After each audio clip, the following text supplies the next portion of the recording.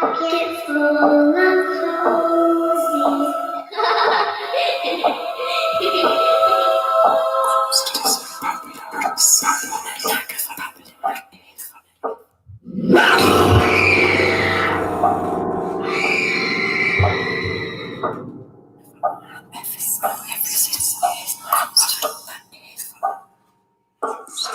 It is Halloween. It is Halloween or close to it.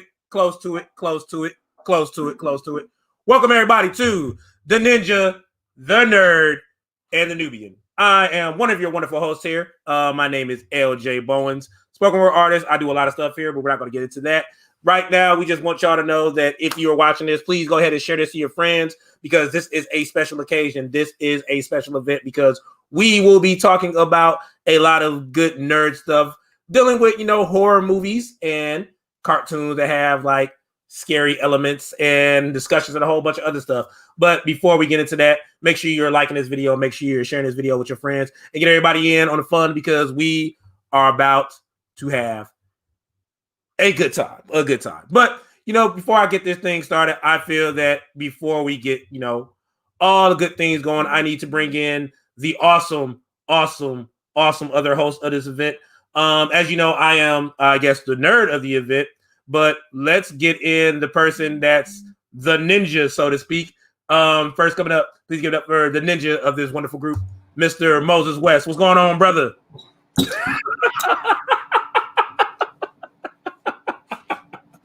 Ninja shit. What's going on, man? What's going on, man? Everything is good. Everything is lovely. Everything is peachy keen.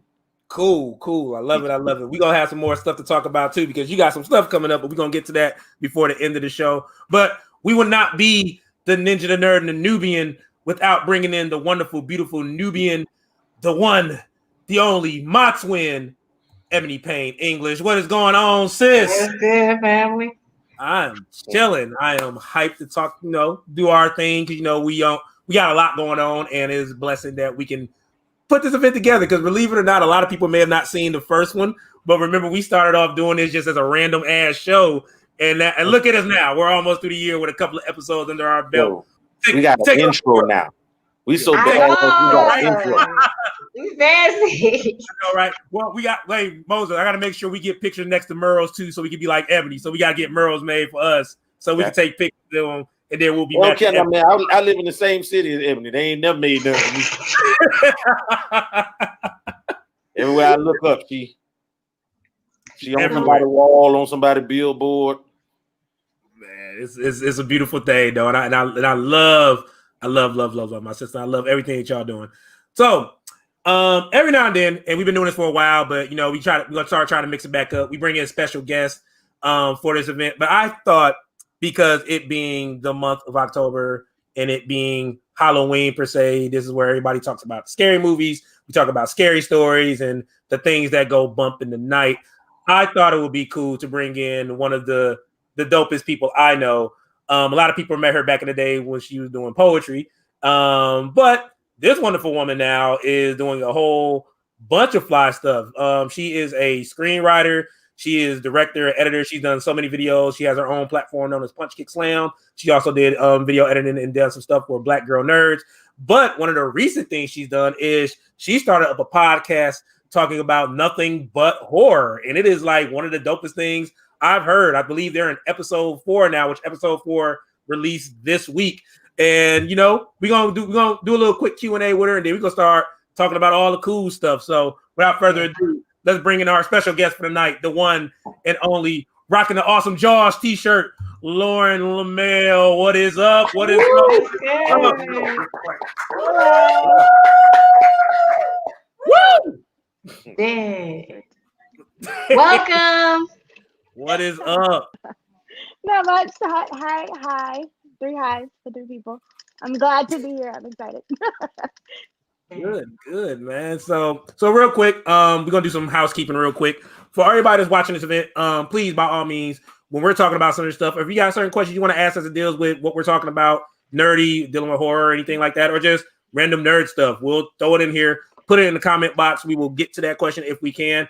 But the biggest thing is just like, share with your friends. And like I said, jump in on the conversations when we get into these conversations, because that is one of the things that make this event a fun event. And I love it because it's organic and we all have fun, because most of the time we don't know what we're going to ask each other and we don't know what's going to happen with the debates. Me and my twin then went through a couple of debates since this show started, and I think that's what makes it dope. So real quick, first question to everybody, and this is a serious question for me to y'all. How has y'all week been, starting with our special guest? How's your week been for you?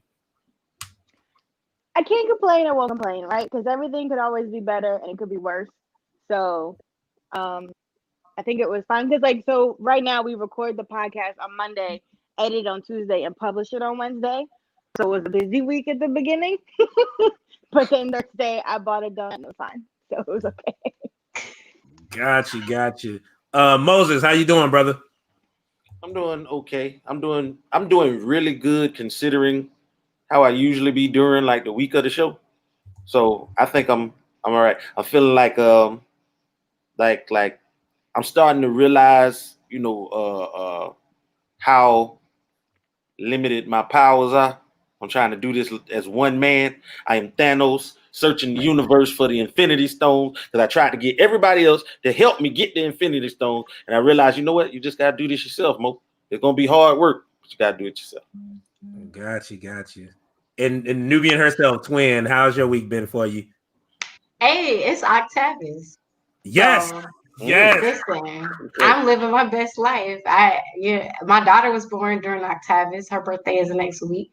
We celebrated Tavis this past week, and of course, his energy is with me. It's a big month for my city. They're unveiling the monuments. We got mosaics done by Celso from Puerto Rico. He flew from Puerto Rico to come and install monuments here in Jacksonville, and they'll be the very first permanent art projects of a Black woman in the city ever. Everything else has been a temporary project, like a mural or something that can be painted over, but this is going to be the first sustainable monument to a Black woman, and I'm honored to share that platform with Zornia Hurston. So it's a really big deal. I've been very well, very blessed, and thinking of Tavius. Nice. So real quick, because Ebony Payne brought that up, a good poet by the name of Tavis Brunson passed away a few years ago, and this is the month that we dedicate to him, known as Octavius. He named the month himself. Definitely shout out to everybody that knows him and love him. And I got to give a shout out to the press too that just did so recently. Jonathan Brown just posted up a whole video he did, like a whole rap he did for him, and that was actually dope. So by all means, shout out to Tavis. And also going back to Moses, somebody had posted up that they are holding the Soul Stone if you need it. Word. So, just want to go ahead and put that out there and everything. So yeah, Ebony, that's how all of we were. Ebony, you know how we get Soul Stone, baby. You got to go. I was just about to say, see, I would have been helped him get the Infinity Stone if I didn't think he would sacrifice me. That's the only reason I haven't helped him yet, is because I already know what's up. We all read the comic. We all saw the movie. Okay? I'm not doing it. Find someone else. I'm cool. I can't help you, bro. Good. So let's go ahead and get into this Q&A real quick, because I want to do like what we can with our featured guests, and then we're going to get into some discussions. So let's start with the obvious. Lauren Lamel, tell us where you from. So my family's originally from New York, but I grew up in like North and South Carolina, so I'm a Southerner. It's fine. I don't know what else you want to know. Okay, so what brought you to North Carolina again? My mom, we moved there when I was a kid. So I was in Greenville for a little while, and then we moved to Charlotte. I went to high school in Charlotte, and I went to college in Greensboro, which is where I met everybody through poetry, because I got started in college doing spoken word. And then that's how I got into the video stuff, because I realized it was actually interesting, because that was around the time that Button was getting really popular. And when you look at the, like, especially the really early days of Button, it's all kind of the same, right? Because diversities. And then,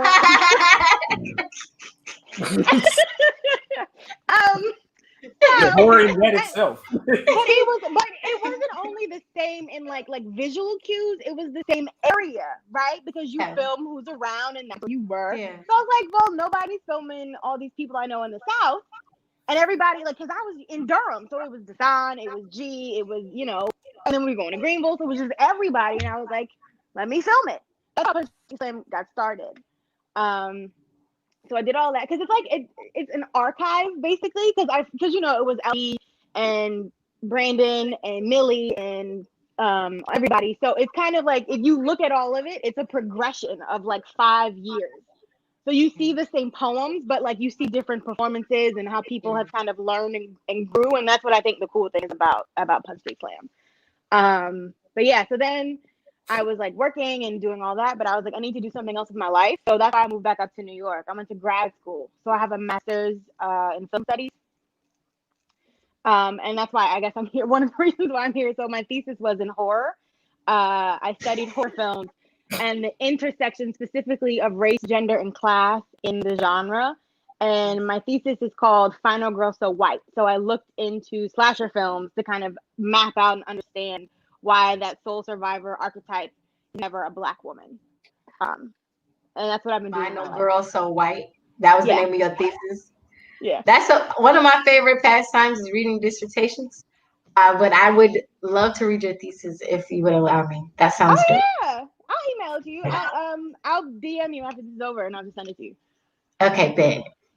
So I'm glad you brought that up real quick. So we're still interviewing you, but I want to bring up the reason you said that. I want to bring up a certain movie and one of the reasons why you say this particular character is not a final girl. So dealing with the Black character, final girl. There's a movie. If you guys don't know what the final girl is, it's basically the girl in a movie that starts off a little timid, afraid of everything, but towards the end, she goes through a lot to make her like this kind of badass character. So there's been this debate that the first official Black final girl or something in that nature, everybody will bring up the movie Demon Knight, and they bring up the character, and that's why I'm getting to right now. So that's why I'm building up so you can talk about it and why you feel she's not one. So everybody brings up Demon Knight, and if you've never seen Demon Knight, close your ears because it's a spoiler warning. I'm letting you know right now. I'm not going to watch it, so go ahead. Jada, I feel like it's fine. It's Jada with her blonde, short hair, being a badass. It's okay. That's what I thought. It was Jada, right? That's what I remember is it being Jada. Which, fun fact, because it was directed by Ernest Dickerson. Fun fact that a lot of people don't know, the character was actually supposed to be a white woman, but he had to fight hard for Jada Pinkett to be the person in the final girl in that movie because they wanted to have a white girl be that character. But the whole architect of the final girl, they say that because she made it to the end, but the debate was, which I heard you speak about, I'm gonna let you speak about it, is that she's not the final girl. Can you explain to people why you feel she was not the final girl in that movie? The archetype of a final girl is a very specific trope, right? Because horror, I think, is founded on very specific things. So if you've ever seen that the Cabin in the Woods movie, it's like a satire on horror. It starts off with these 5 kids, and then they become the trope. So it's like, I always call it the gang, the mystery gang, the Scooby-Doo gang, because those are basically all of the tropes, right? So Demon Knight is a very special and specific thing because it's supernatural. And it's got all of these other horrors, like other ghouls and goblins and monsters coming in, killing off all of these people. A final girl is one monster, one specific thing, killing off your crew one by one until you are the only person left. And I feel like Demon Knight is more of like a poltergeist thing where they're all trapped and then they're like fighting off all of these different things coming out of the ooze. And I feel like it's a very different genre. It's like a different, it's not a slasher. It's not a monster. It's very different. I feel like the only Black final girl that could have been was Brandy from I Still Know What You Did Last Summer. If Freddie Prinze Jr. and whatever that girl's name is, I don't remember right now, would have not made it, then that would have been it, because it was that situation where Jennifer Love Hewitt? No. Yeah, yeah. Yeah. So if Jennifer Love Hewitt and Freddie Prinze Jr. would have died on that island, then it would have been Brandy, and she could have taken her crown as, you know, I did it. But it's not the same. It doesn't, in the subgenre, Demon Knight doesn't go there. Nice. Okay. But the girl's still alive at the end of the movie. I just And that's pretty rare. the layman's understanding, the non-graduate degree in horror film understanding of horror movies would just be like, it was a horror movie and the black girl stayed alive and therefore she is the final girl. Like, you know, so most moviegoers would agree with that. And so it would be Jada Pinkett Smith as the first black one that we know that made it to the end of the movie. So I, you know what I'm saying? Who would you say was the first final girl? You would say Brandy? Well, If no, there was a because first- she didn't survive by herself. Like, Right. final girl. That's you have to take that off the checklist, right? Like, you have to Right. kill the demon. You have to be the one to kill the pursuer. Yeah, you gotta be the have to survive hero. by yourself, right? And so Jada doesn't fit any of those markers. So yeah, she survived, and I agree with you. But then, to Moses' point, my thesis started because the summer before I actually had to write it, I was trying to figure out what to do, and I was like, you know what? I'm a masochist. Let me do some data research. So I watched a ton of movies. I started with Night of the Living Dead from 1968, and went all the way up That's to the classic, right? and I went all the way up to Get Out from, what was that, 2018? And I counted like how many black people survived to the end of a movie. And I counted how many of them, black men and women. I did it both. Okay. Yeah, like black people. Men, we survive sometime. Not a lot. It was interesting trying to figure out where that like rumor, how the rumor started, right? Like the whole, like, black people always die first, the black men die first, so I'm not gonna watch this, he's gonna die, or whatever. That's not as common as we make it out to be in the reality of how many movies there are. So it's interesting. Well, we don't watch all the movies. Most of the movies. I was about to say, most of the movies don't even have black characters. Go to the movie. So, I mean, you can't really. Most of the horror movies from that time to now don't even have black characters. The blockbuster horror movies that have come out, the ones that are really popular that do have black characters, I know in the 90s, early 90s area type thing, that's where I first started hearing that the black people die in the first part of the movie. And we were talking about this the other day, me and Jared, because I think that a part of what this is a tactic to get people to buy tickets, right? Because if you look at Scream 2, Jada and Omar Epps. There you Omar go. Epps. Jada and Omar were in the trailer as these Yes. two in this movie, and then in the first And they were 5 famous. minutes, yes, and in the first 5 minutes they got killed in the bathroom, right? Yeah. But Which then you pissed me look off. at- And that's probably the last horror movie I went and saw. Actually. But then you look at Brandy, and I personally think, and this is a rumor that I'm starting, that she had it in her contract that she had to live to the end, right? I'm pretty sure she did, because she. I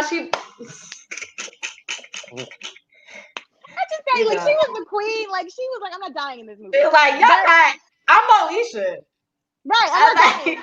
you're not killing me. It is feeling. But I think those few They should have made Monica the bad guy. Okay, so technically wouldn't have Jada's survived. main battle was Billy Zane's demon character, but I see why she wouldn't be considered a final girl. That was, I mean, I just got it up there because somebody put it. I'm chilling. I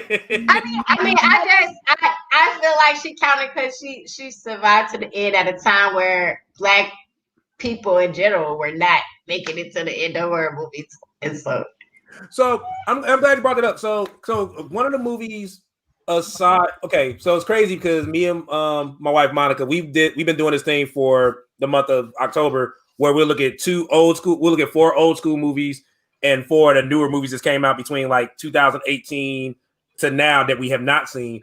So one of the movies that I ended up showing her was this movie called Night of the Demons, which is like very bad, but it became a cult classic. And the one thing about that movie that I try to tell people, there's a black character that's like very secondary to that movie that makes it to the end. and everything he does is literally what you think black people would do in a horror movie. So like, for example, there's one part where a girl he went outside, goes missing, and then he don't know where she went. So he hears a voice. He goes and hides in the car and like stays in the car the whole movie until like a body drops on the car and then he leaves. Goes into the house, finds his friends, and then he sees that a demon's coming. So while they're looking at the demon, he literally runs and leaves them. Like I'm not waiting on y'all. I'm leaving. And then there's a part toward the end, all the demons are coming to surround him, and it's this white girl that's left, and he literally says, "Y'all are not gonna get me," and jumps through a wooded window to get out of the building. And then he's like, "I'm alive." And then she gets hurt. They start running. The walls are like bricked off, so they can't get out the whole building because they sealed the walls. The only way you can get out is barbed wire. So he's like, "Look, the walls are sealed up. We got to get out of here somehow." She's like, "We can't unless we climb this wall, but there's wire." He hears something says, "Raw." He literally grabs a wire, knowing it's cutting his hand, and climbs up the wall and leaps. Like literally, like if you go through watch that movie, he literally does everything that you would expect black people to do in a situation like that. Because everybody always says, "If I was in a movie, this is what I do," and they literally make that character. And he lived. Yeah, he lived. It was him, and I guess whoever the girl's supposed to be like the main character, but he ends up saving her for her because she could have died, but he ends up coming back and saving her to pull her over the wall, and they live. In that I know, right? Moses, I was thinking Hey, I'm not going to say much because you know what I'm saying. I got a show tomorrow, and I don't want nobody like protesting outside with the picket. But I got a lot of issues with this movie, but I'm gonna shut up. Yo, Melle, are you going to make a horror film? Yes. So for my thesis, I have a script for like this really weird experimental film, but my school wouldn't give me money to do it, so I didn't do it. But I'm working on the script right now that I'm really excited about, and I think that would be really cool. So, yes. What's your favorite horror movie? Suspiria. Yes. What's it called? It's called Suspiria. It's an Italian horror film. So to people who don't like horror films, my suggestion is always to watch foreign horror films because they're very different. So if you more like drama movies, I would do like French horror because that's a lot of what that is. It's like this big drama entrenched in like horrific gothic themes more so than like gore.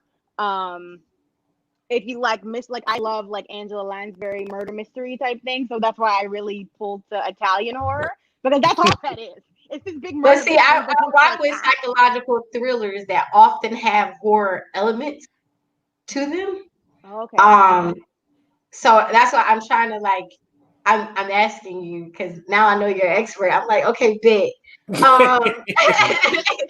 Help me. Like my issues with American horror has been the racial undertones and the passive aggressive nature of the scripts, and which I applaud Jordan Peele for confronting in his films, and I've been enjoying his rise very much. But I would like to enjoy like other films by other directors and other filmmakers that don't trigger me in those ways. Because it's not that I don't like the thrill of it. I love thrillers. I don't like to have to be reminded of. I like escapism in my films. Like I don't want to be reminded that America's racist when I watch the movie. I personally enjoy. Go ahead, Moses. I personally enjoy watching white women get stabbed, and I always I thought you said that you were going to shut up because you have a show tomorrow, and the first thing out your mouth after you say that is, I actually enjoy white women getting stabbed. But that'd be my favorite part. I'd be like going for the monster or whatever, and then they'll end up getting away or defeating them or something, and I'd be upset. I'd be like, she should have died. You know what I'm saying? So, like you be the person that do all the stupid shit that make it to the end.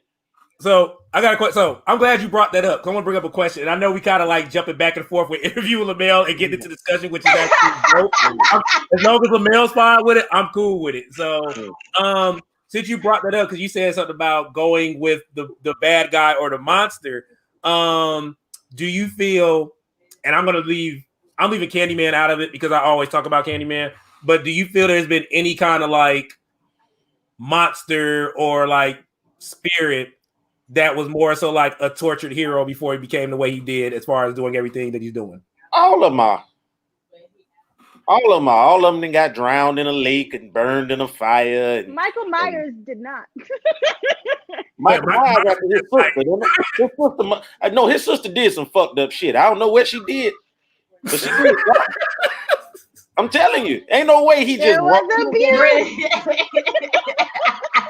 Yeah, Oh my god. she did something. And he coming back for that revenge, and he ain't gonna stop. It's definitely something they're not telling us about Yeah, Michael Myers' yeah. past. Like, it's definitely something they're not telling us. So so backstory wise, do you feel like John Carpenter did his thing with it? Like, how did you feel about the Rob Zombies version of Michael Myers? Rob Zombie is kind of overrated to me. Like, I would it's agree. Too much. I agree with you. There's a part I can't remember if it's Halloween or Halloween 2 by Rob Zombie. So you can help me out, Lauren. And this can go into a whole nother discussion too.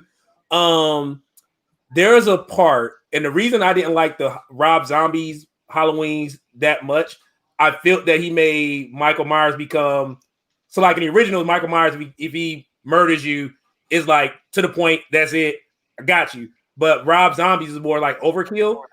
And there's a part with Octavia Spencer, and it made me start thinking of other movies and how black people would get kind of off in horror movies, where Michael Myers killed Octavia Spencer's nurse character in Halloween, and he stabbed her, I think like maybe twice, and that should have been it. But he ends up going back and just literally just stabs her over and over and over and over again, that it becomes like too much for seeing that. And then even in another one, there's a black trucker dude in the Rob Zombie one that he literally beat the dude up and then I think thumped his face in or something like that. It's like, and it made me feel like when it comes to certain movies when they have black characters in it, depending on who's directing it, I feel like when it comes to the black character, they never kind of really give them a simple death. It's almost like one of the most horrific ones.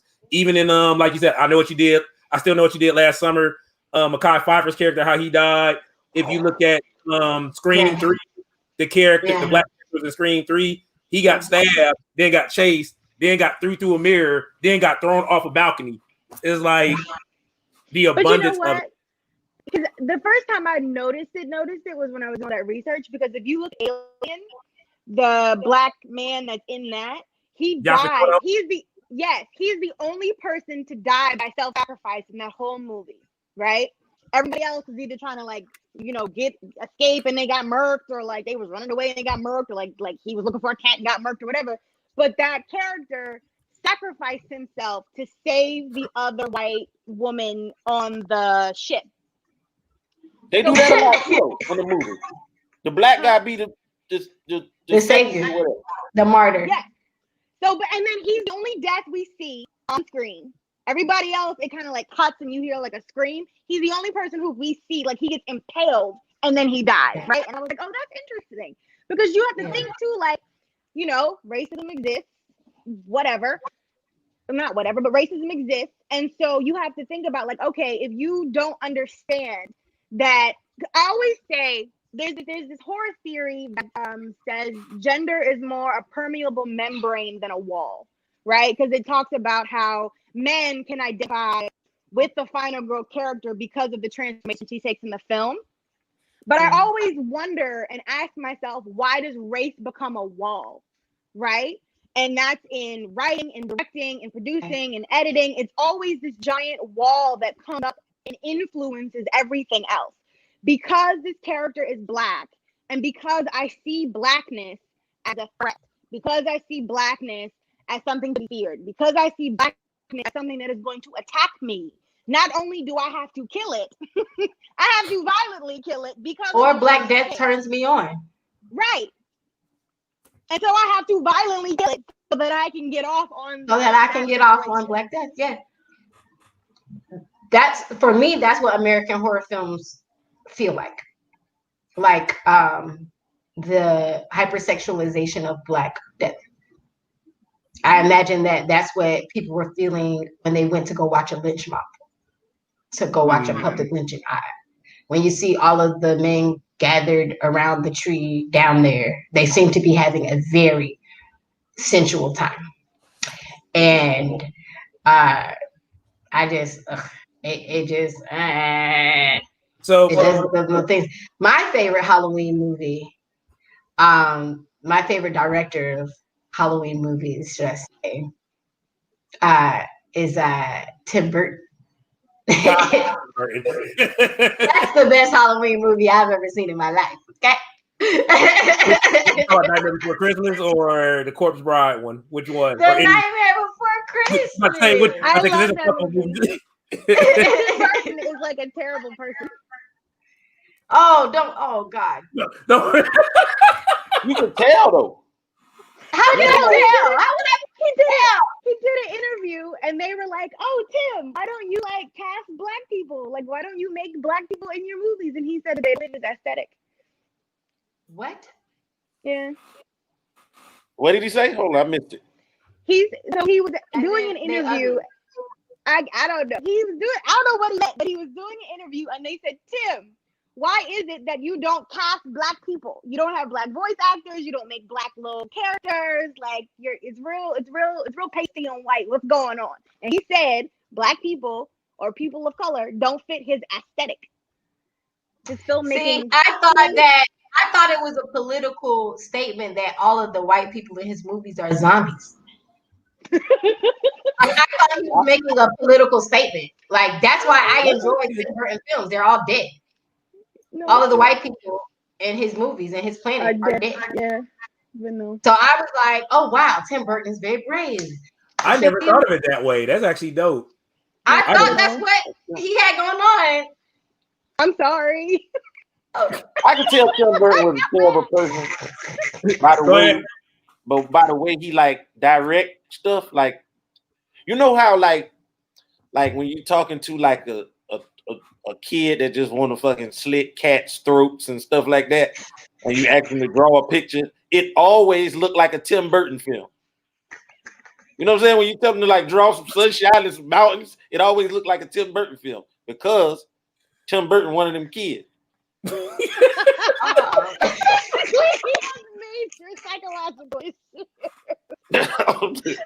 Oh man. So for anybody that's tuned in, welcome to the Ninja the Nerd and Nubians, featuring our special guest Lauren Melle from the ScaryCrit Podcast. Speaking of which, so this is what I'm gonna go to. I'm going to this question. So ScaryCrit Podcast, please tell us, how did it start? The idea come from it, which I know we kind of glanced over a little bit, but tell us about how it started and like a lot of the stuff that you may have covered thus far. The podcast actually started because of quarantine. I didn't have anything going on, and my friend Jared, we met in grad school. So Jared was in the MFA writing program, and I was in the NA Media Studies program. And we both just really like horror movies. So I just kind of like, you just kind of alley it, like you're like, haha, we should do a podcast. He was like, yeah, let's do it. And I was like, oh, okay. And then we just started the process. We've done 4 episodes, and we talked about a lot. We talk a lot about Lovecraft Country, and then we try to talk about other things because we know a lot of people don't necessarily do horror like we do. So we do cover like pop culture. We talked about Chadwick when Chadwick passed away, and some other things just to throw in other topics in conversation. And then the last episode, we talked about Ganja and Hess. Ganja and Hess. Oh my God, y'all should watch Ganja and Hess. So it's a vampire movie, but it's not like a regular vampire movie. It's a very experimental film. It's directed by Bill Gunn. I love it. It is the most underrated film I think like ever made. It's such a good piece of cinema. Like they named it. They changed the name. Like they changed the name over here in America to Blood Relatives. Blood or something. Couple. It was Blood Couple, Yeah. but that was because of the. So this is the other reason why I like this film. So there were, because that was 70s blaxploitation era. So everybody was trying to capitalize off Black people magically, mysteriously going to the movies as if we had never gone before.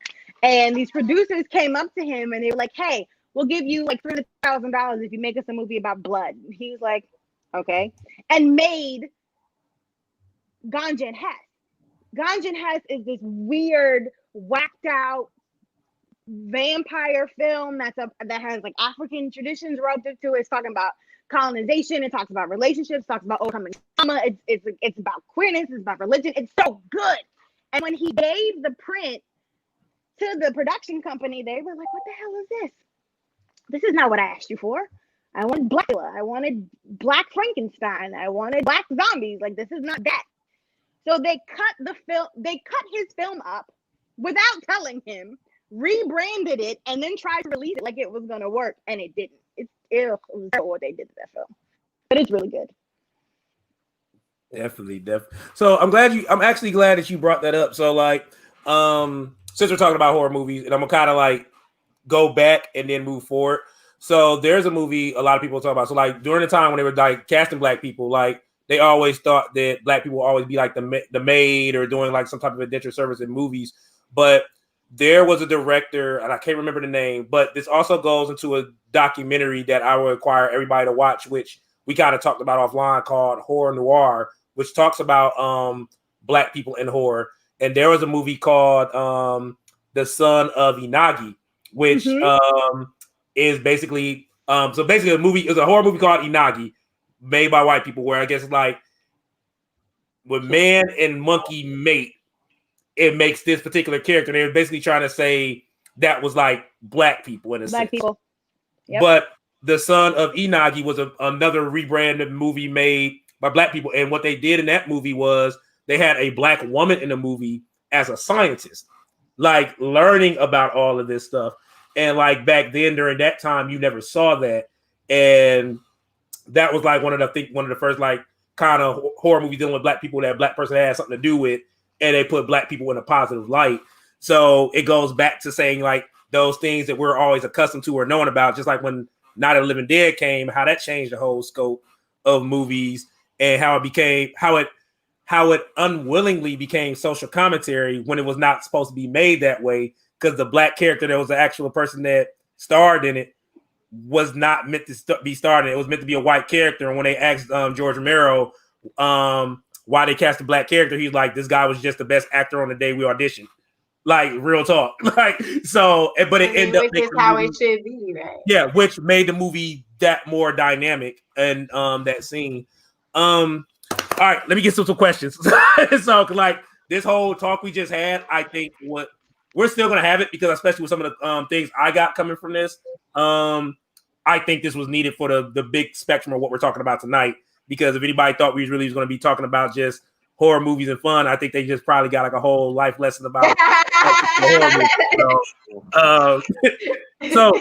But this is a fun question. I think everybody in here have seen at least one or two of these particular movies. So I just want to hear your dynamics on a what if battle. If it came down to it, we call it Battle of the Badasses. In a sense, they were considered. Their movies are more so science fiction than I think horror, but in some way they was timid and then they end up coming out being badasses. So I'm only going to go with certain movies and I'm not going to count other sequels that were garbage. So let's start with that structure right there. So if it came down to who you think would win in the fight between Sarah Connor, based off Terminator 2, and if you saw Terminator Dark Fate. So Sarah Connor or Ripley from Aliens, and let's go Alien 3.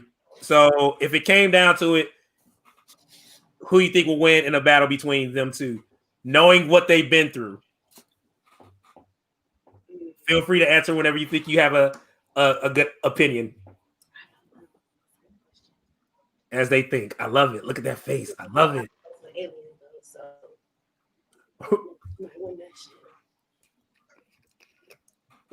I love how everybody's just looking like, I love it. Somebody I said, don't even know who these people are.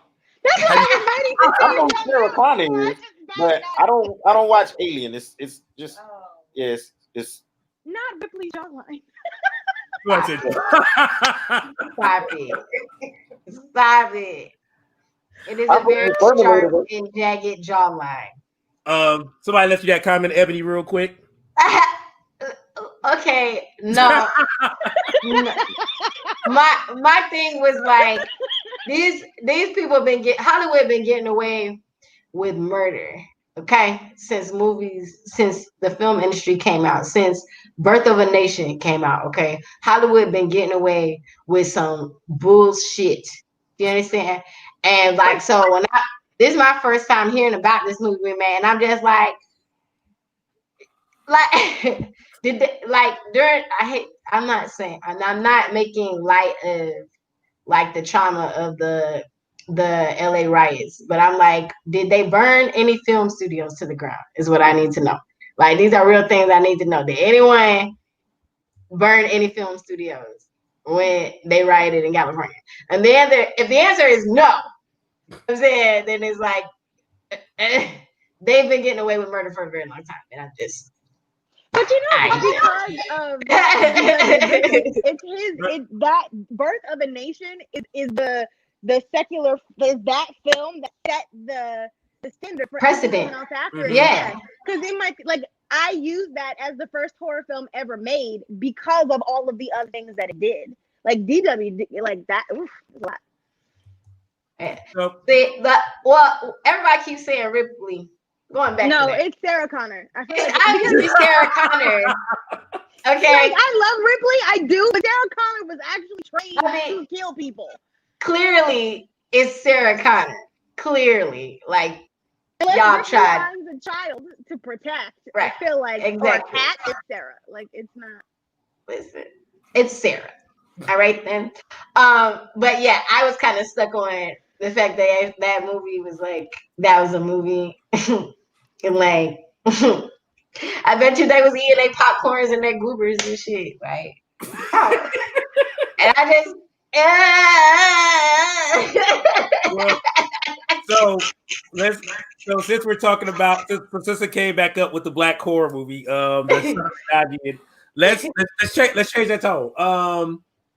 As you know, there have been a lot of horror movies, but there have also been horror movies where, and we all may have to think about it. I know a couple, but there have been horror movies where black people have survived. Some we named, some we have not.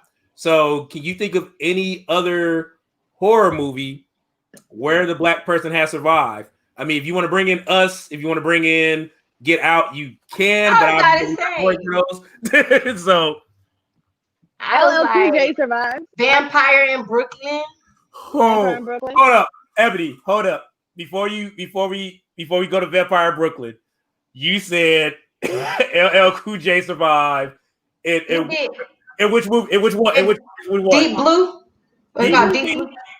Yeah. And Ice Cube survived too in Anaconda. He did. Yeah. You know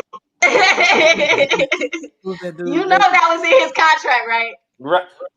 You know that was in his contract, right? I was like, if you get killed by a snake, I'm walking out the movie. You know what I mean? Just run. When you see the snake, go the other way. Didn't Busta Rhymes survived in that terrible? Oh my God! Don't bring up Halloween Resurrection. That was in his contract too. You know, Busta Rhymes Jamaican. They ain't having it. They ain't having it. Did Tay Diggs survive in Haunting on Hill House? Or did he die? Say that again. Tay Diggs. Yeah, he survived because I didn't see that. Because when the ghost was about to kill him, saying that he's one of the descendants of the people, he's like, "No, I'm not. I'm adopted." I'm adopted. That's why I don't watch this movie. What is this? This is us. Like he was screaming, he's like, "No, I'm not. I'm adopted." Like literally, being black. They in the back, like, yeah, that did happen. I'm just saying that it happened. Did you see the new Project and 13 Ghosts? Yes, you did. I haven't seen that. Man. Oh God, I had one in my mind. I can't think of it. Like the other sequel that they made for Anaconda. It was a sequel they made to Anaconda, and the black character in that actually survived getting bit by the anaconda. A sequel of Anaconda.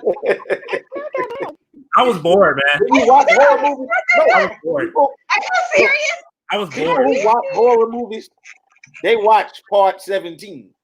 Yeah, Like, have you horror seen movies Jason be that Takes stupid. Manhattan? It's so funny. Oh God, Jason! No, don't bring up. We are not gonna bring up Jason Takes Manhattan. We'll Only get into that. horror We will get movies into get that a after part this. 17. If you brought that up, we will get into that after this. We will talk about those movies next. But no. Have you seen Frankenfish? What? There's this movie. It's set in Louisiana. It's called Frankenfish. It's about this monster, like catfish thing that's like perusing around. It's with two black people, and they both survive. She said. Frankenfish. I'm sure that's a comedy. That That's sounds not like that sounds like a movie candy, like a box of the little the Swedish fish, but they got like Sour Patch sugar on them. Frankenfish. sound like something made up in Miss Oh. Johnson's 3rd grade class. Scream 2, Dwayne Martin character, because everybody thought he was gonna probably get off when they saw him, but he ended up leaving and coming back at the end because he was the cameraman for Gail. Yeah, There He was ended up a black person in the first screen. but he He was was on screen corny. for all of like 3 minutes. Exactly, he don't count as a character, and it was corny because they was trying to like make it right and let a black character on and survive, and so they had to leave him out of most of the movie just to make sure he lives to the end. Ain't that crazy? I don't know what's happening. That's not even. That's not reasonable. Bill, what up? The faculty. And which Usher one? lived. The faculty. Usher lived. Oh yeah. So okay, Usher so survived. we're gonna get into that because you know how you were talking about the movie tropes, how like somebody Could have been worse. like Could have been on my you got the jock and everybody. Like, I think no one, any of the main. I think the faculty is the only horror movie I know or sci-fi movie where no one from the main cast that was part of that group actually died in the movie. Yep. Nobody That's died. probably why that movie wasn't very popular amongst horror people. It's People like a still cult classic though. It that actually- movie. So Lauren actually hinted on a movie. He talks about the Cabin of the Woods. Cabin of the Woods actually quoted that to make it kind of like in the same universe because there is something when they talk about how you got to kill certain people and certain tropes, and then there's a part in the movie where they says, "Oh no, we're not going to have that incident that happened back in this particular year, which was the And year it the was- faculty came out because nobody Gotcha. died in the movie." Got you. Because it was like, I remember the faculty because I used to be a big Usher fan. I don't know what I was thinking. I was going through some things. But like whenever I was talking about, that movie, The Faculty, that Usher's in, nobody knew what I was talking about. I was like, you know what? Screw you guys. It was a good movie. If we're talking about Cabin in the Woods, I have a question. Does Secret Window count as a horror movie? With You talking Johnny Depp. Yeah, I mean, well, No. it's No. I want to say Why no? okay. Like, why Well, look, But I tell you what, Shooter used to have the freshest hats. I know. look, Yeah. hey, so I'm looking for that hat for the prom. So that brings up a good question. So Erica Badu has one, Mm. and so does Beyonce. That means it So- probably costs $1,000. Ebony, you bring up a good question about that movie because there's another movie that was promoted to be a horror movie, which actually was almost similar. There was a movie known as Identity that dealt with a man that dealt with people going to like this motel. Yeah, I remember And all of that. a sudden, all of them start like You dying. know, one I by like one. that one. I did And like they thought they were on an Indian burial ground. Look, and they thought they were on an Indian burial ground. Come to find out that the whole movie was set in the mind of a particular person in a mental house, and he had like 15 different personalities. Right. But that's not a horror film, and I know it's not a horror film because I liked it. Okay, hold on. Okay, so like I was saying, Melle, is that considered a horror movie? Yeah. That was something else though. I was like, yo, that's pretty dope. That movie was pretty good. That movie was pretty good. It was pretty good. It was pretty good. God. Are there any good ask Lauren, are there any good horror movies on Netflix? Yes. There's a lot. Because Wait, I've what tried about- a what few about of them and I done just gave up. If it looked like a horror film, I just don't. I watched In the Tall Grass. Oh, you didn't like it? It's that the worst thing I ever seen in my life. You started getting confused, didn't you?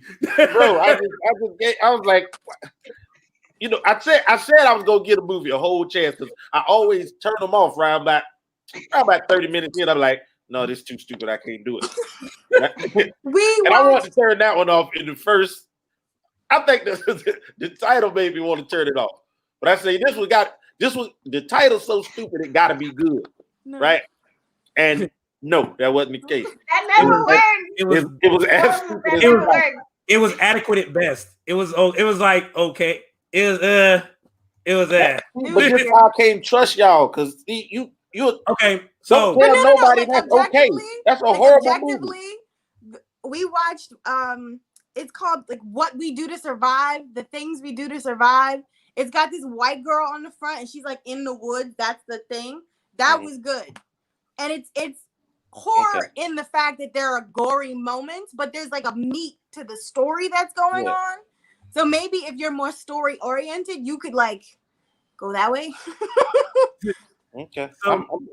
So movie. I watched The Witch. I like that. The Witch. Oh my God! You talking about Black Phillip? To the goat or whatever. Talking about with Black Phillip.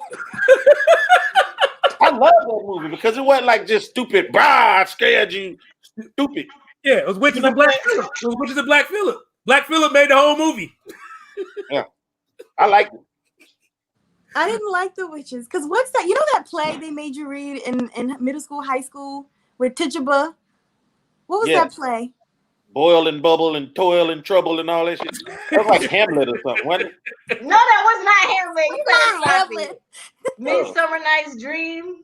No, it was like about the witch trials, and it was about like there was a slave. Oh, it's about Salem.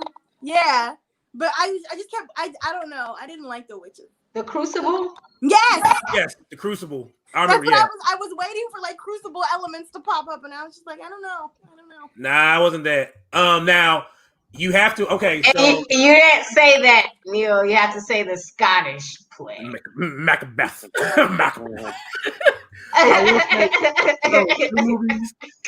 You will literally have. I'll tell you right now, if you don't got the patience, you're not gonna think they're good. 2 good movies I've seen, but you have to watch them like 2 or 3 times because there's so much stuff in it. You have to catch it again.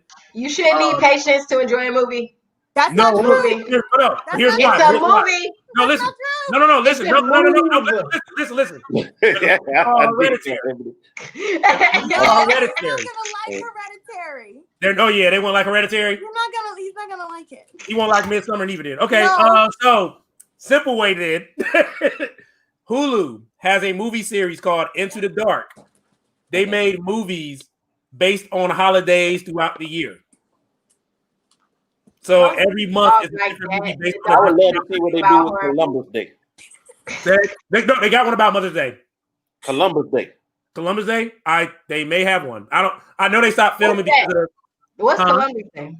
What's that? It's indigenous. I would like for like Columbus to get to the islands or whatever. You know what I'm saying?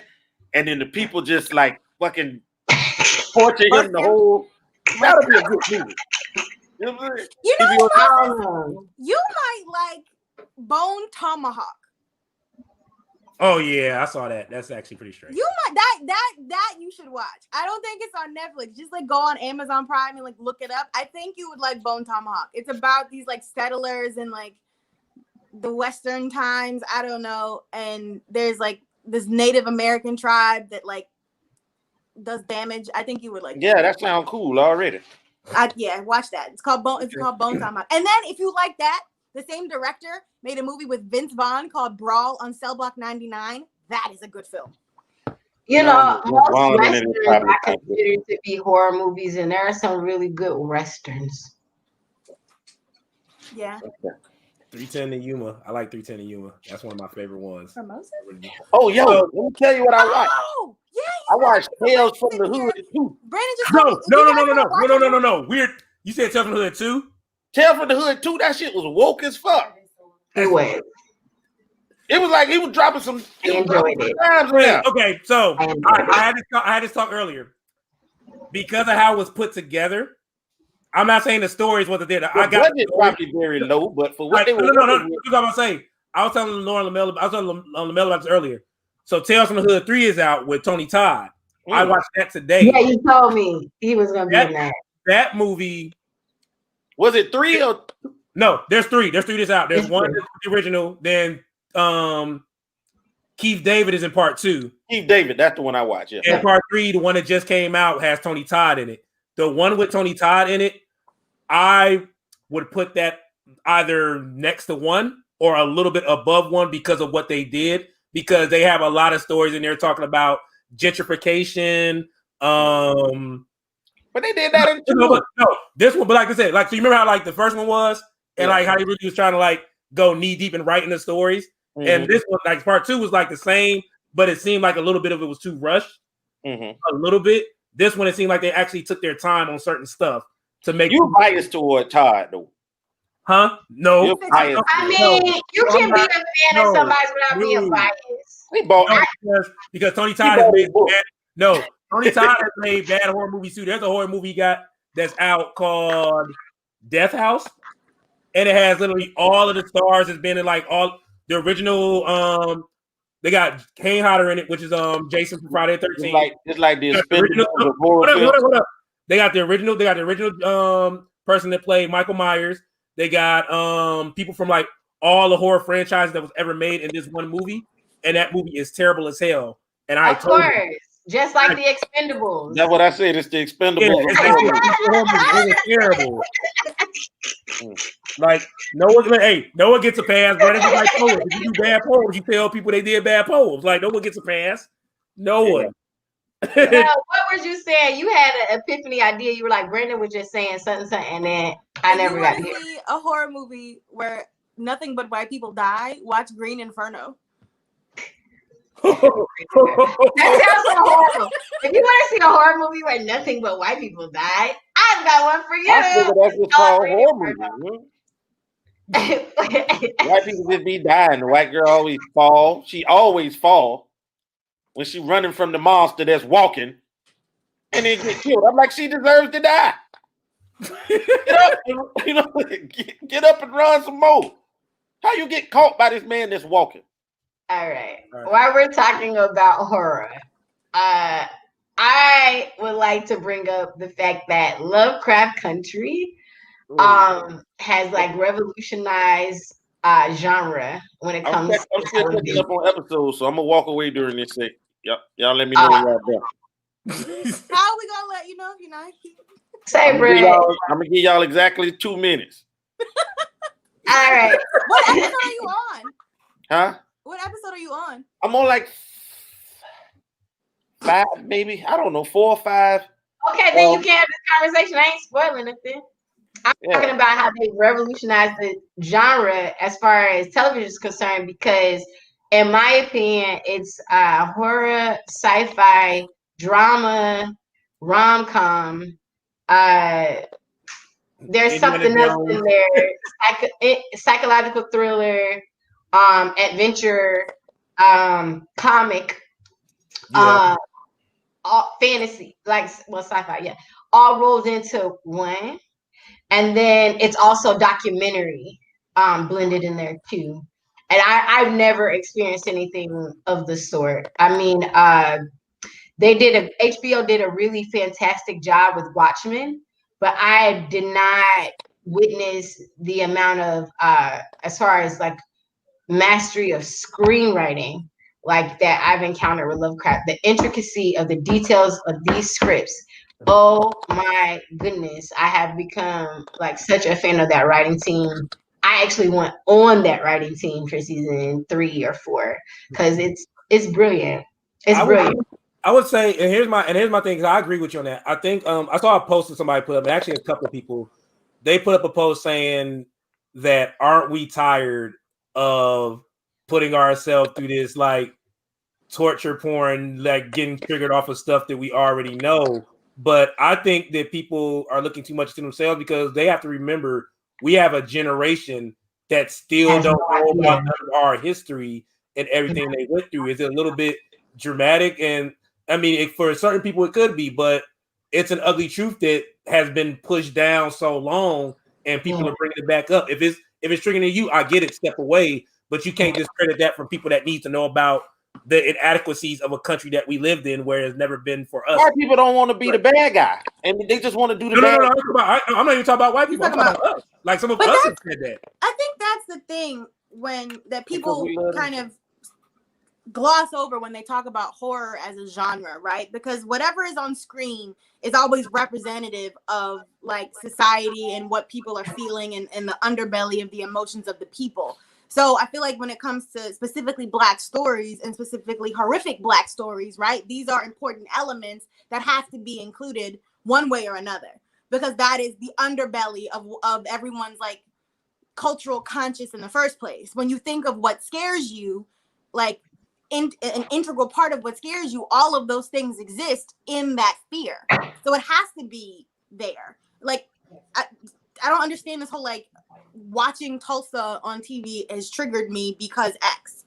It's when they wasn't even mentioning it at all 5 years ago. Stop it. Well, You corny. Because the fact of the matter is they don't teach it in history class. They don't mention it when you talk about the History Channel. They don't mention it. It's that's not. what they're mad at you mentioning. Yeah. Yeah. Like, hey, let us do our evil white stuff and don't bring it up.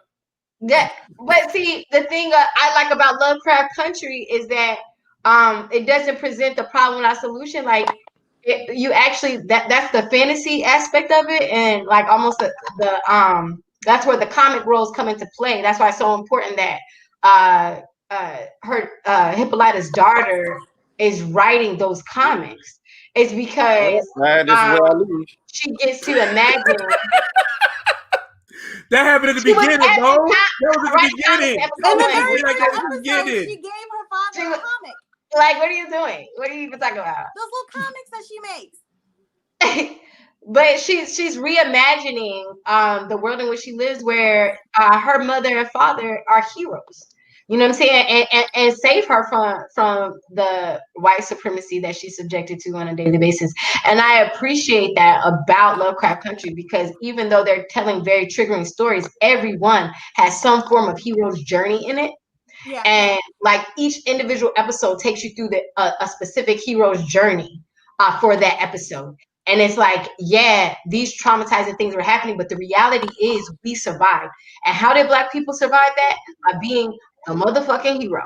Even in the face of monsters, they still found a way to save our lives. And I'm here because one of my ancestors survived some unsurvivable shit. Okay?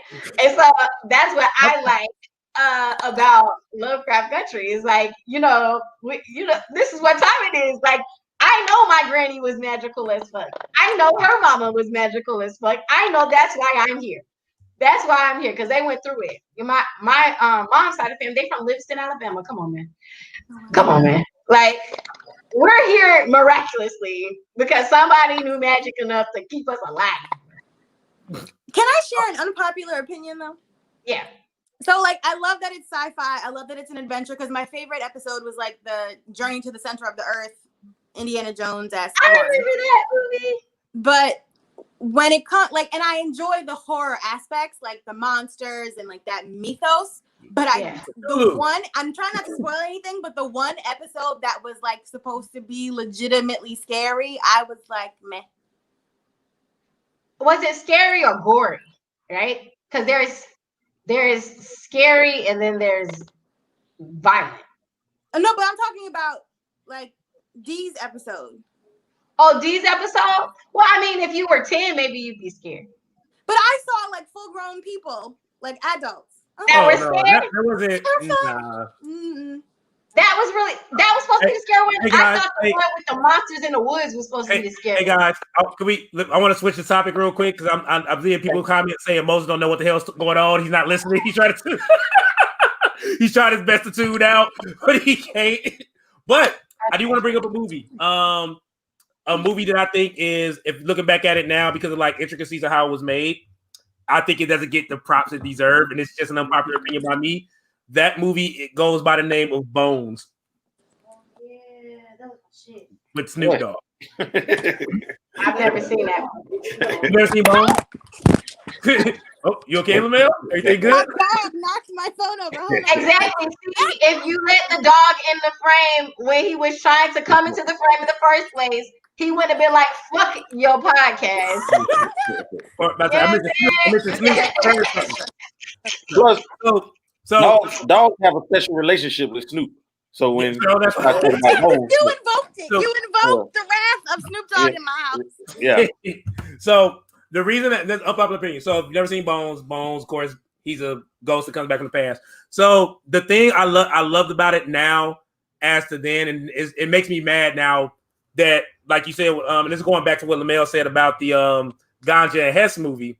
Ernest Dickerson, who's somebody we mentioned earlier, directed Bones, a black director who made a horror movie featuring Snoop Dogg as this like person back during like the 70s that was running numbers for a community, but helped invest in the community. Something happens where they try to bring drugs to the community. He didn't want to have a part to do with it. They kill him. His ghost starts haunting everybody. So what they end up doing with the movie was they cut a good portion of the movie out because they felt that the studio felt that it needed to be a blaxploitation movie in like the 2000s. And they only marketed it to black people when the director was like, but everybody likes Snoop. Right. Everybody likes Snoop. So the movie didn't do as good, but the intricacies of how he made the movie, like the color, the lightning, and even taking inspirations from other horror movies like Suspiria that Melle mentioned earlier, I think the movie gets underappreciated, plus the tone of the movie and what it was. But that's so that's another thing. Like there's, like I said, there's black directors that direct these movies and they try to like do it, but it seems like industries give them certain pushback, unless with the exception of what happened when Jordan Peele did Get Out, because they probably still in that movie's going to be a bust until it did what it did. Well, Get Out was actually good. Bones. You didn't like Bones? But here's the thing, though. But how can you like? Come on now, y'all. No. Hear me out.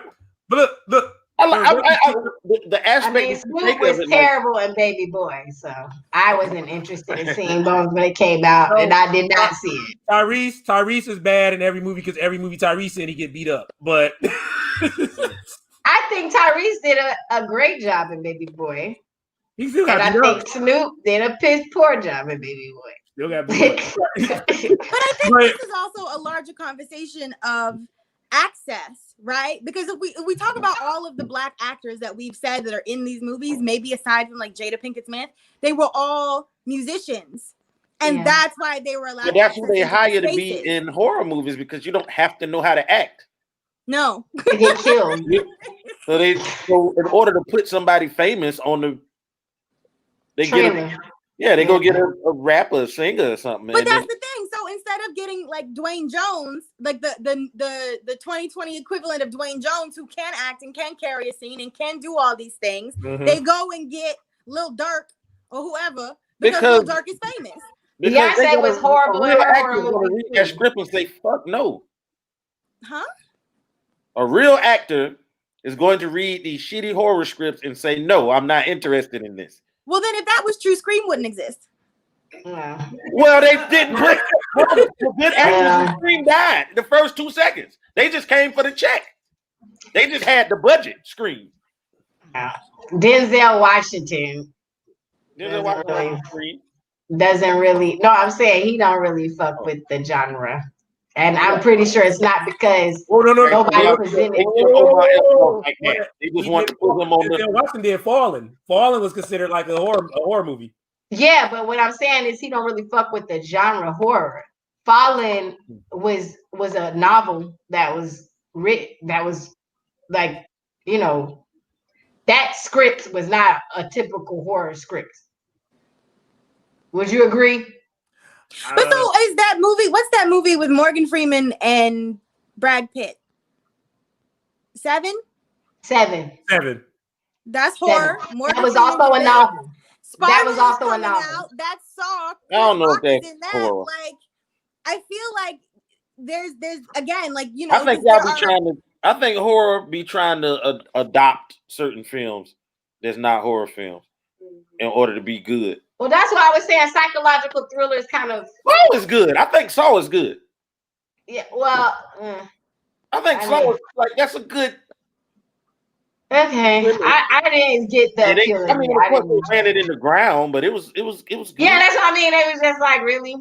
But that's horror films because they can't find good ones. So when they find a good one, they make part 17 of it. Well, Fallen was a great horror movie, but like for me, you know what I'm saying? It was like about the writing that made it more of a, for me, a psychological thriller, I guess. Yes, that's what we're talking about a lot. Just dealing with Fallen.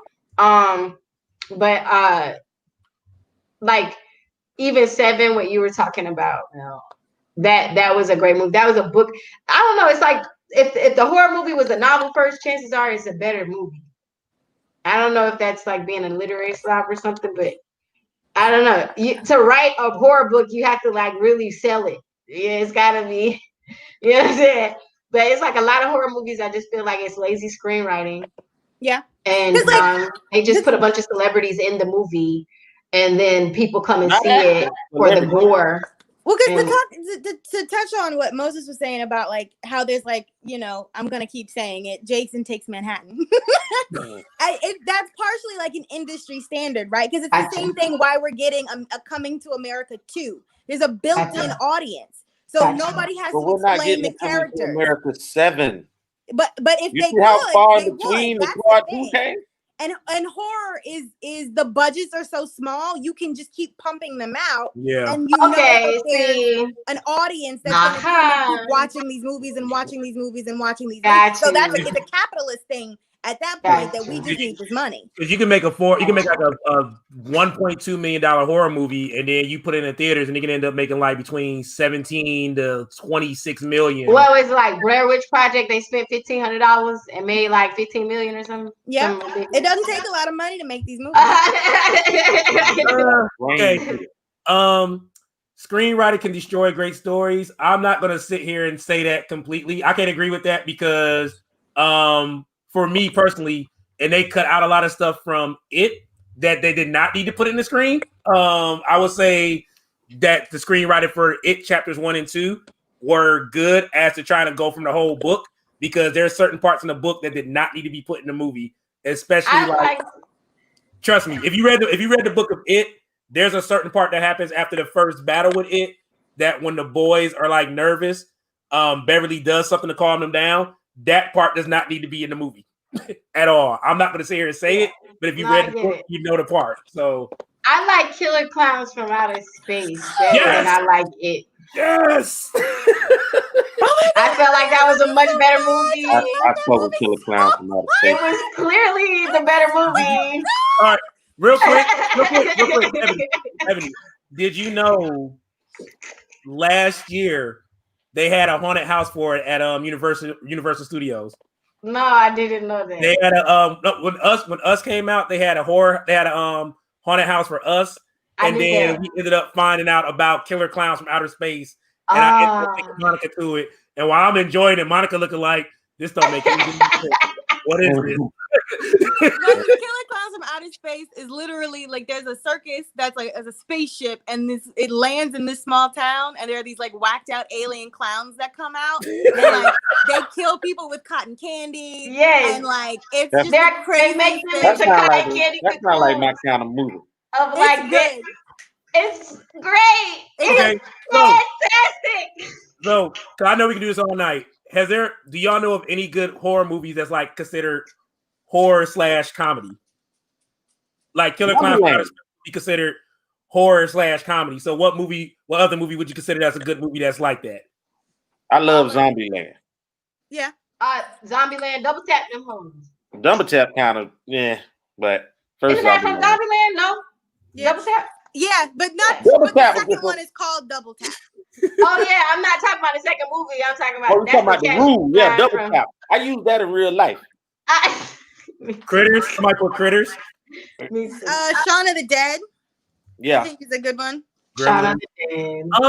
I gotta go with. Vampire Brooklyn. I gotta go with Evil Dead 2 and Army of Darkness. You gotta put Ash in there. Yeah. You have to. Anytime when it's daylight and they killing zombies, it's comedy. I agree. You know what I'm saying? I agree. You can't kill zombies in the day. Except for what was that one with Will Smith? I Am Legend. Yeah, that wasn't comedy. That book was weird. It was a weird movie. It was all weird. I wasn't there. I mean, he definitely abducted that woman that he was trying to save. Okay, and then her husband came for her, and her husband is all of a sudden the villain. Yep. Listen, you abducted his wife. You kidnapped his wife. Like, what are you talking about right now? Give her back. Like, he said no. They originally cut that movie where he actually did let them take her and they left him alone.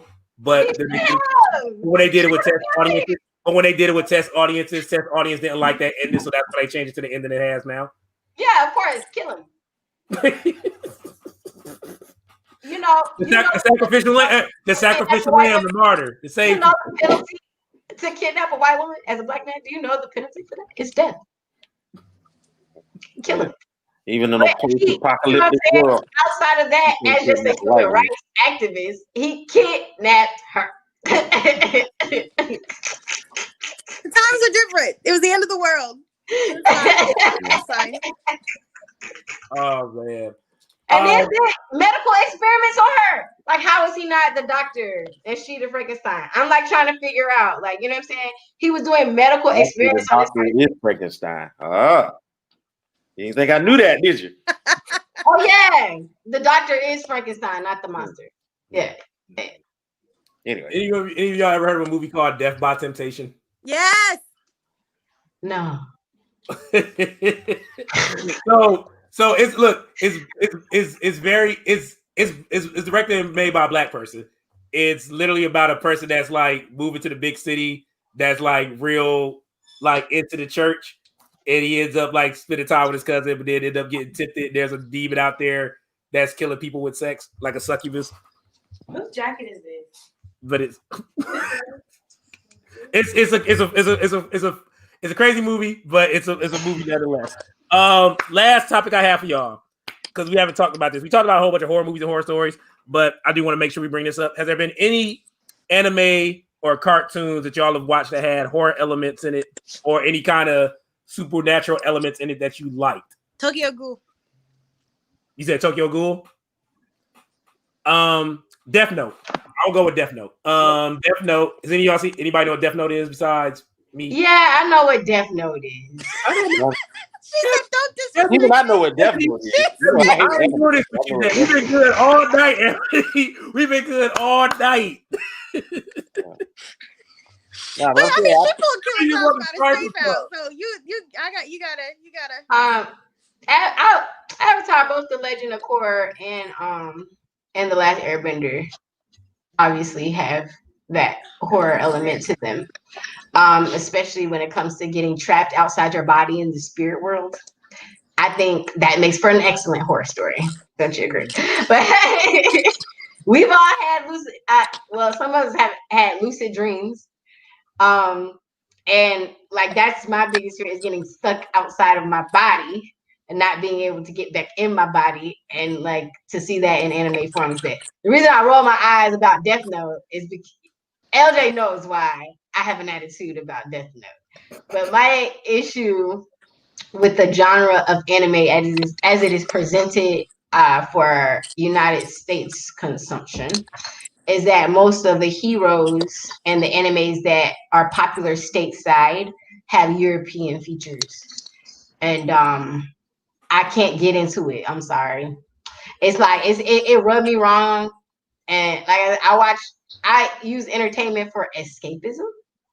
And so I'm reminded of racism every time I see a blonde-haired, blue-eyed, Japanese influenced cartoon, like as the hero.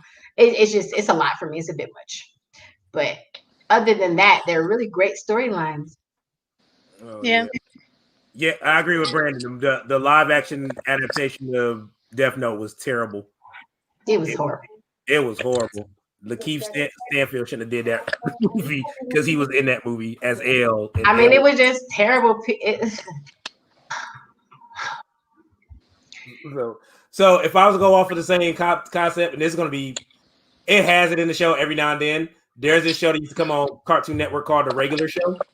They used to always mix this stuff in at some given point. Right.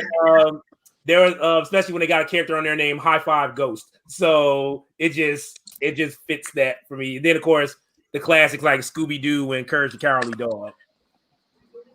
So. Space goes coast to coast. Man. Did y'all ever watch Gargoyles? I have not thought of, you know what? I haven't seen Space.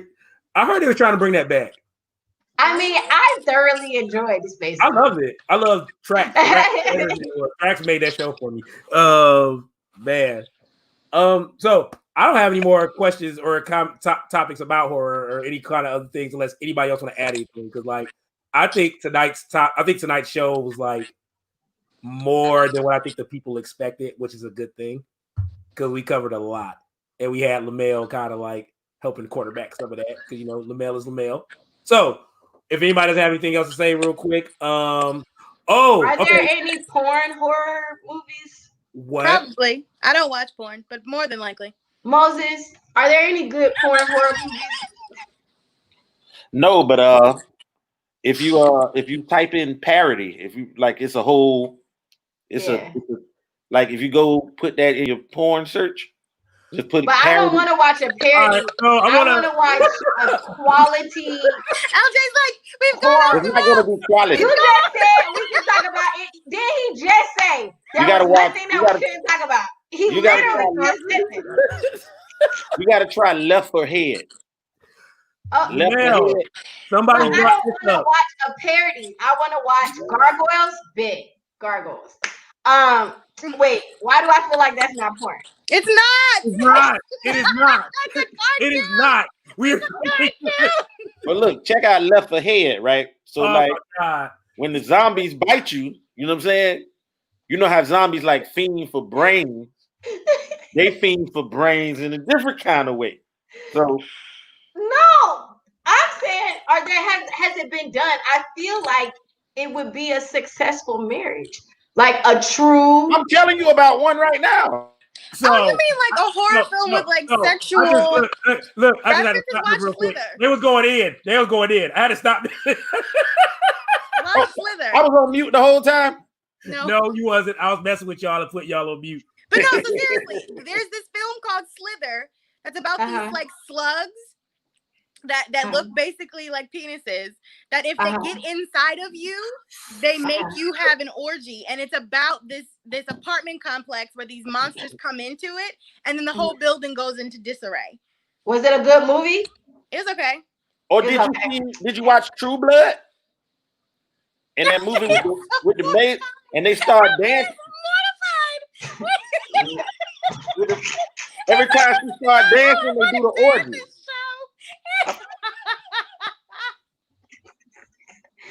Anyway, I think that would be a great type of movie to the only reason I'm saying that is because the act of like a lot of horror movies have to do with spiritual and outer body experiences, and like a lot of times like the highest climax that you can achieve, it feels like an outer body experience. So if you can imagine blending that style of horror film with that type of energy, I think it would be very entertaining and people would like it. That's all I'm saying.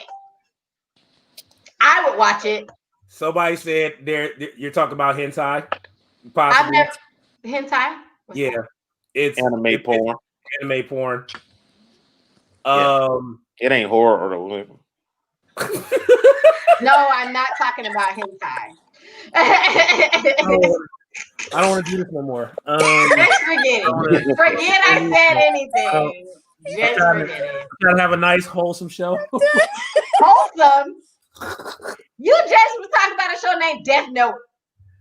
But it didn't have that to do with porn. It's just death. Violence is cool, just no sex, you know.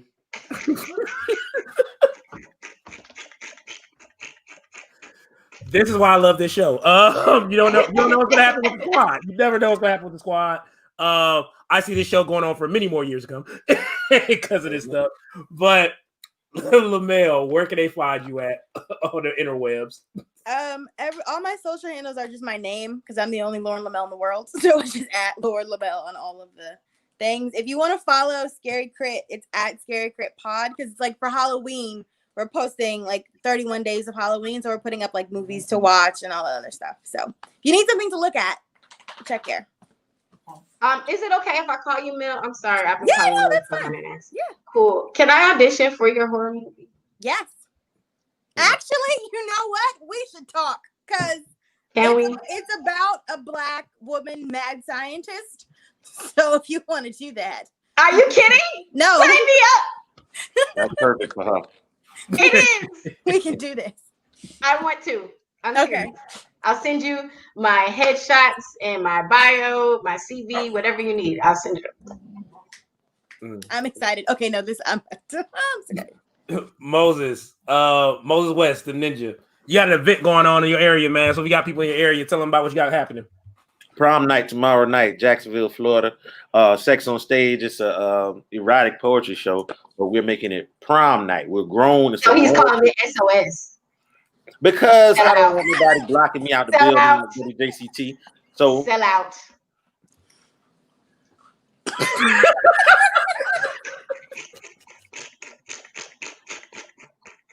it still stands for the same thing. I mean, if that's the case, y'all need to curse out the NAACP. Fuck. You gonna talk about your show, Moses? She threw you off, man. Don't let her throw you off. Don't let Ebony do this. Sex on Stage prom night tomorrow night, Jacksonville, 8:00. We at the Ramona Pavilion. It's gonna be a really dope event. All the prom, you went to the prom when you was a kid. You might ain't had your mom ain't had the money. You couldn't drive the car you wanted to drive. You couldn't get the suit that you wanted to get. You can do all that now with your own money. You can actually date the woman who you're gonna be with the rest of your life. Not that high school sweetheart that broke your heart and you wasted all that money. Moses did not ask me to prom, by the way. Oh no. He auctioned himself off on the internet. Oh no. So that a stranger could buy him and take him to prom. Oh no. Because that's not, whatever. Actually, you told me you didn't do big crowds, and I don't. I didn't consider you because I knew you weren't going to come. So he auctioned himself off to the highest bidder before on that, the internet. Before the COVID hit, we were going to partner on the prom. Were we not? Yes, I wanted and to. Then you said you were in the house, you're quarantining, you ain't going outside. That doesn't mean that I couldn't have helped you. Which is why I didn't ask you to the prom. Okay. Anyway. I'm in the house. I'm not going out to big crowds, like events that are indoors. Okay. So like you just wanted me to ask you so you could tell me no. Huh? You just wanted me to ask so you could tell me no. No, not at all. I would have suggested that we had it outdoors because it's October and it's still warm here and we could have had it outdoors. That's what I would suggest it. But it's okay. It's fine. So tomorrow night, make sure y'all come on out. It's gonna be a really good time. And we're doing the after party at Mascaras at the strip club. The strip Which club is also inside. Sponsoring us to come to the after party. Oh, my bad, LJ. No, anyway, on that note, Ebony, you good? It's your show just as much as Ebony's show. So whatever I say, it doesn't matter. Ebony, what you got? Nah, for real, y'all support the prom. It's an all-star lineup. It's gonna be a dope show. I am going to support it from home on the internet. I cheering my friends on as they post their pictures of going to prom. But I think if y'all feel like you have nothing to do tomorrow night, it should be dope. EbonyPayEnglish.com. That's where you can find all the newest updates for me. I have a writing workshop called Fine Art Experiment Sunday Session starting on October 25th from 7 to 8 p.m. I'm accepting 10 participants per week for the next 12 weeks. Is going to be a 12-week series of writing workshops targeted on transferring trauma into tangible work of art. feelings inside not expressed. That's why it's called the fine art experiment. And yeah, that's what's going on with me. Cool. What you got going on? I'm just here. I'm here just doing good things and stuff. But so follow me on interwebs, Facebook and Instagram and Twitter at LJ Poetry, ELJA Poetry. Next week, because I'm waiting on the flyers, but there are two definitely events. I will be doing an event with Poetry versus Hip Hop and the National Hip Hop Caucus on Tuesday for their tour that's coming to North Carolina. So I'll be a part of that. Friday, I will be doing an event with the North Carolina Black Alliance, where we'll be having a discussion and performing and talking about arts and activism and why it's very important for us to vote, because it's very, very, very important for us to vote, especially because we have early voting going on right now. So there's no reason why you should not be out there voting now. Do not wait till the last minute because stuff can come up. And there's more stuff happening, but just follow me on the social media. ELJA Poetry, Facebook, Twitter, and Instagram, because I can't remember all the stuff right now because this damn show has been funny. It is making me lose track of everything that's going on. But at the end of the day, for everybody that's listening to this event, I want to thank everybody for showing up. All y'all comments and everything y'all put up here, they were definitely funny and worthwhile. Thank y'all for joining in the conversations and discussions with us. Please, by all means, follow everybody that's in this screen. Please follow Lauren Melle and support her podcast, ScaryCrit. She's dope. It is dope. It is dope. They're on episode 4. I have to listen to it. I'm going to listen to it tomorrow. I'm going to tell you too, this episode, it sounds like I've been wanting them all to sound. And I was like, thank all of the podcast gods, because I was gonna destroy my microphone. So definitely look out for ScaryCrit. I know you can listen to it on Spotify. I know there's other channels, but I listen to it on Spotify. So, go ahead and hit up Spotify, type in ScaryCrit. You'll see an awesome picture with her and her partner. What's your partner name? Jared? Yeah, Jared. Jared is a picture of them looking like zombies, but it's dope. Shout out to Rico. Yeah, there you go. So make sure you support it. Support Moses West and everything he got going on, especially if you're in the Jacksonville, Florida area. Please check that event out. Please check out Ebony Payne English. She is doing phenomenal things. She ain't talking about it, but she got 2 damn murals up. Like that ain't nothing. I don't have 2 murals. I thought it was 2. You thought it was 2. I saw the one. I have a mural and a mosaic. It's different. I like how you do that. It's different. I apologize. One is temporary, one is permanent. Oh, my fault. One is made of paint, one is made of broken glass. Okay, so she has a mural, and she's probably gonna have another mural up sometime in the near future because I'm gonna speak it to existence. Twin, thank you. Moses, also I believe just did something for the National Hip Hop Caucus as well in Poetry versus Hip Hop, I believe. Because I saw a video of him doing some stuff, or supposed to be doing some stuff. So, is this Sheba's thing? Yes, the Sheba's thing. Oh yeah, I've done that before. Yeah. If y'all wonder why I'm saying all this stuff, it's because you need to give people their flowers while they're here. And these are 3 dope people that do phenomenally great stuff, not only for the community that they're a part of, but for the nation and the world. Make sure you support them. Make sure you give them love. And one last thing, because I can't let this not be talked about because it's the last show before I had this. Look, the greatest horror show on earth is this election, y'all. And I feel you, but I think it's very important for us to vote for some shit. Even if the presidential election is not your cup of tea, we have legislators that are trying to get into Congress. We have bills that are on the ballot that we really need to be paying attention to. That is how they continue to win, is legislatively, not just in numbers and in finance, but in influence, right? Because people go to Senate and stay there for 30, 40 years, okay? We need to be making sure that we get some of us in there, because Congress should not look the same as it did 60 years ago. And right now it does. And that's got to stop. And the way that stops is for us not to fall for the trick of the hand, ooh, look who's running for president. But who is running for Congress? Real talk. We need to get into it. If we want police reform, we need to elect new sheriffs. If we want things to change, we need to elect new superintendents, for our school boards and all of that, council people, all of that, it starts at the bottom. We got to start at the bottom to get there. You feel me? So please, y'all, exercise your constitutional right. If you have the right to vote, go vote and make an informed vote. Don't just vote for somebody because you're trying to get Trump out of office. Vote for something because you believe in what they're running for. I mean, that's all right too, to be honest. I mean, the thing is, like, if you vote like that, who's to say you're not voting for another Trump? So Exactly. I take my chances, though. You know? I'll take my chances. You know. With that being said, I saw a comment come up. Next show, we're looking at December, and I'm going to go ahead and put this out here. I think the next show is going to be me, Mo, and Ebony. Ending the year, how we started off doing this event with us three just talking stuff like we did the first time we did this. I think it's only right we do that because just like Lauren LaMelle, this show started based off quarantine. We just say, hey, let's do a podcast. You know, let's see what happens, and we here. And I think this is something that's good because not only do you get the fun stuff, but you also get the real stuff too. So it's always good to have that balance between. Who you going as this Halloween? I know we gotta go. Who you going as this Halloween? Blackface. I don't know. I mean, I don't know. I'm just gonna like. Thought about it.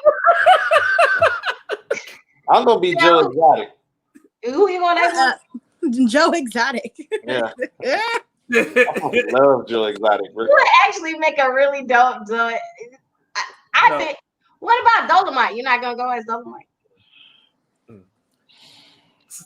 So I feel like I've been Dolomite before. I've been Dolomite before. I won't be Joe Exotic.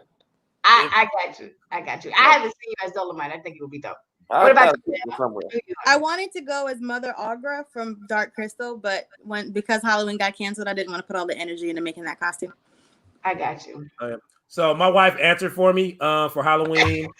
I'm going as Goddaddy because I am picking up my goddaughter that weekend, and I will be letting her tell me what I need to do because she turns 2 like 2 days after the fact. So you gotta dress up for that too, though. I can't dress up. Hold on, I want to dress up. I'm gonna be nice. I can't dress up like how I want to dress up. I was a minion last year.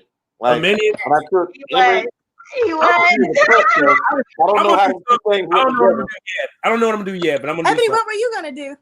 Well, Mahogany Rose is going as Doc McStuffins. And so I wanted to do stuff. I wanted to go as Stuffy. Oh. That's her pet Jamaican. That's cute. Yeah. So I thought she would get a kick out of it.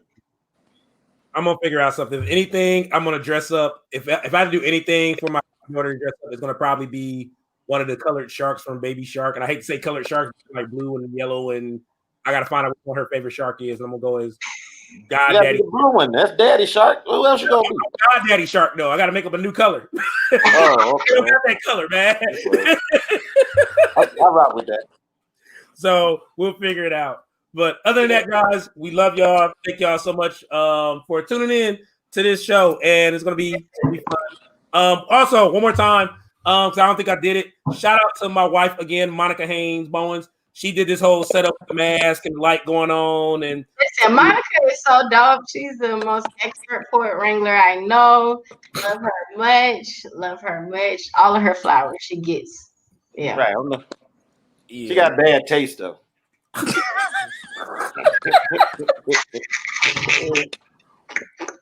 You end up with that guy. You know? Oh God, wait till I see you.